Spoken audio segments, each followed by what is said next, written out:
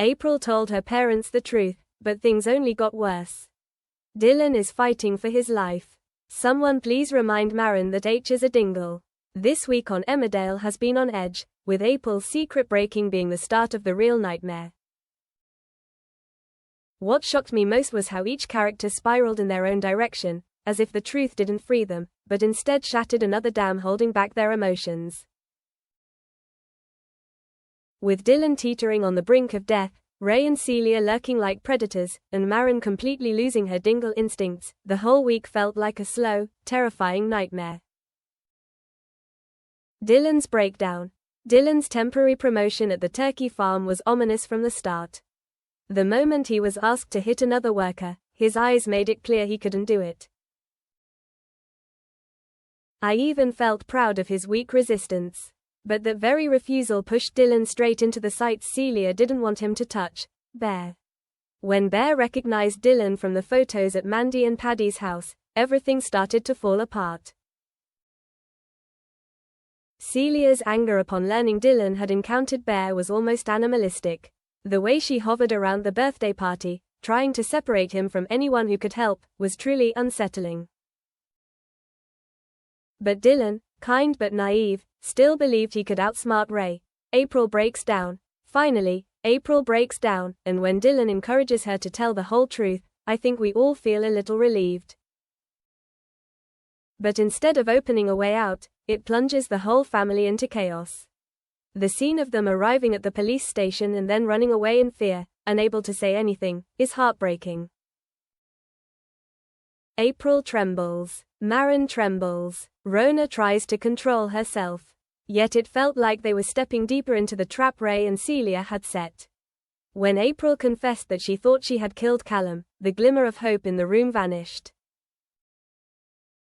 And then Celia appeared at Smithy Cottage like a malevolent, self-satisfied ghost, taking complete control. A nightmare birthday. Dylan's decision to tell Ray everything was a disastrous turning point. I believe he genuinely thought Ray still had some humanity left. But Ray turned that into a weapon. The image of Dylan begging while Ray live-streamed it to Celia was truly shocking. And then the unexpected moment occurred. Ray coldly drove his car into Dylan without hesitation. April, Maren, and Rona witnessed it all as if they were watching their last shred of safety being executed. Celia's glee made the scene even more horrifying. But by some miracle, Dylan survived, albeit barely clinging to life. Clearly, what happened this week will leave scars on all the characters. Why did no one suspect Callum's death? This has bothered me for weeks, and this episode makes the gap even harder to ignore. April finds Callum's family, his house, even his life. Yet she doesn't realize that no one online mourns him. No missing person notice, no memorials, complete silence. April is scared and clings to the only story that makes sense to her. But it's hard to understand why the adults don't ask questions. Maren and Rona saw through Ray before. Why are they so blind now? Where are the dingles?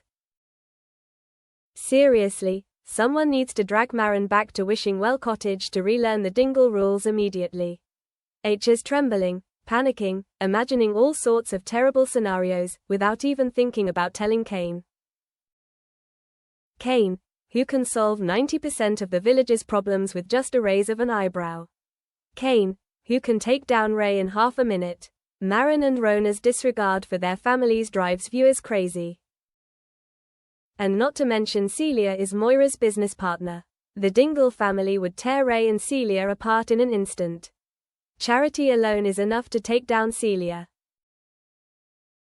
Aaron could handle Ray before breakfast. Mandy, I think Celia would only last 4 minutes against Mandy. Ray and Laurel. Ray's two sides are increasingly terrifying. 1 minute H is threatening minors, the next H is seducing Laurel over a glass of wine.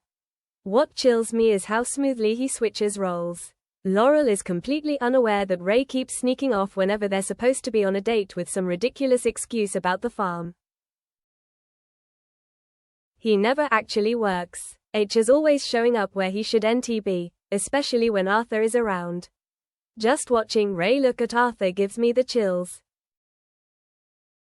Ray is always one step ahead.